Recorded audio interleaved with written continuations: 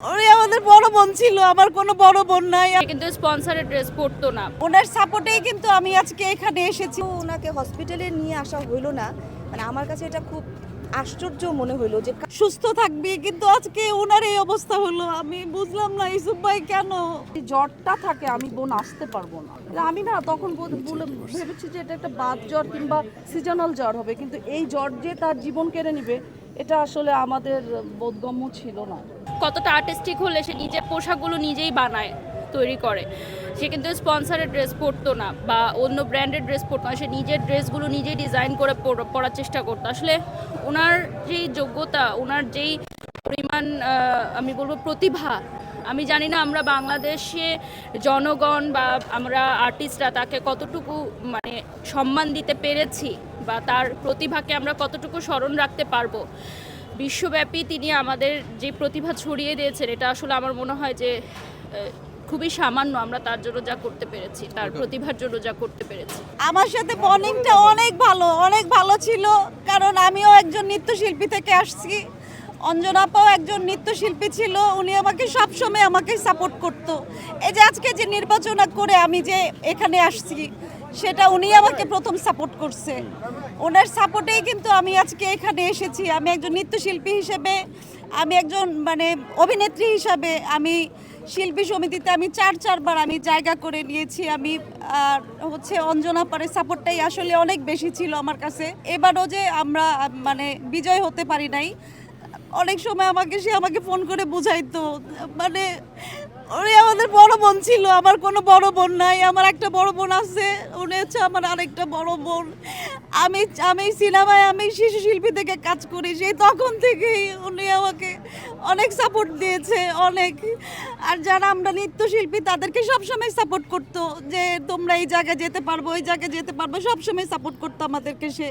Last আসলে অনেক সময় অনেকে নাকি অনেক রকমের কথা বলতো ফোনে, উনি বাসা থেকে একটু কম বের হতো। তো ওইটা নিয়ে অনেক সময় আমার সাথে আলোচনা করতো যে আমি তো লাস্ট একটা প্রোগ্রামে গেছিল, প্রোগ্রামের দিনও আপার সাথে আমার সাথে কথা হয়েছে যে আমি বাইরে যাচ্ছি, আজকে প্রোগ্রামে যাচ্ছি। আমাকে আপা বাইরে যান, বাইরে গেলে আসলে মনটা ভাল লাগবে। তো বলতেছে না ঠিক আছে, আসলে বাইরে যাব।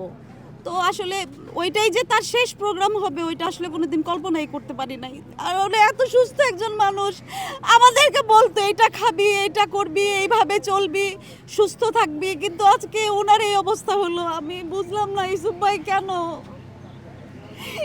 ইউসুফ ভাই। সে মানে একজন নক্ষত্র, অঞ্জনা রহমান একজন নক্ষত্র, শুধু বলবো না, মানে উনি নক্ষত্রের উপরে যদি কিছু থাকে, উনি সেই ব্যক্তি। উনি একজন আমাদের চলচ্চিত্রের না, এটা আসলে কখনোই মানে বলে নেই, উনি এটা কখনোই বলে নাই যে মানে ওনার ফ্যামিলিতে প্রবলেম আছে, এটা সেটা, এগুলো কখনোই বলে নাই। কারণ আমাদের সাথে এত ভালো সম্পর্ক, ওনার ভিতরের অনেক কথাগুলো আমাদের সাথে শেয়ার করতো।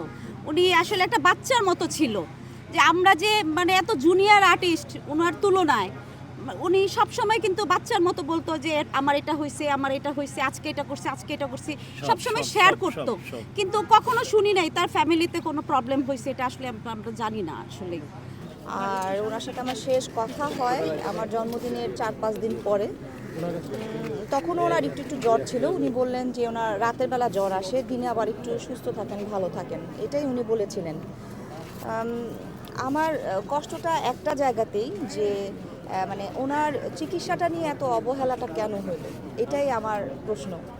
কারণ উনি একটা মানুষ, প্রথমত সে হচ্ছে একটা মানুষ। উনি ব্রেন স্ট্রোকের পরে বিছানাতে পড়েছিলেন 5-6 দিন।